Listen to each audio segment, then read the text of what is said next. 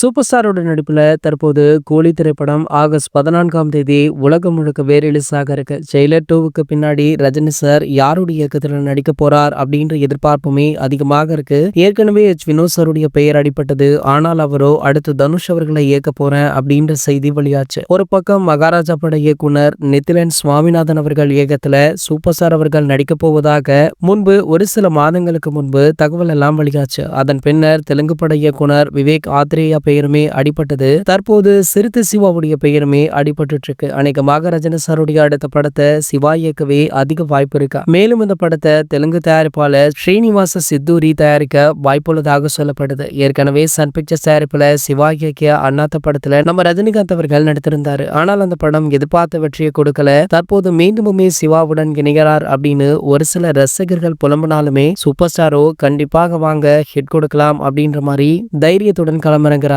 So Siva sir மட்டுமல்ல, அடுத்தடுத்து super star அவர்கள் கிட்டத்தட்ட 5ல இருந்து 6 படங்கள்ல தொடர்ச்சியாக கமிட் ஆகியிருக்காரா. சோ கூடிய விரைவிலேயே அடுத்தடுத்த அப்டேட்டுகள் வெளியாகும் அப்படின்னு எதிர்பார்க்கப்படுது. இது ஒரு பக்கம் இருக்க, கூலி திரைப்படத்துடைய ரிலீஸிற்கு இன்னும் 8 நாட்கள் தான் இருக்கு. ஆகையால ரசிகர்கள் போஸ்டர், பேனர் அப்படின்னு சமூக வலைதளங்கள் மட்டுமல்லாமல் பொது வெளிகளிலுமே அதகலம் பண்ணிட்டு இருக்காங்க. சார் ஓகே, இந்த படத்துடைய FDFS காட்சியை பார்க்க உங்களை யாரெல்லாம் ஆவலுடன் காத்துட்டு இருக்கீங்க அப்படின்றத கீழே உள்ள கமெண்ட் செக்ஷன்ல கமெண்ட் பண்ணிட்டு நம்மளுடைய சேனலை மறக்காம சப்ஸ்கிரைப் பண்ணிக்கோங்க.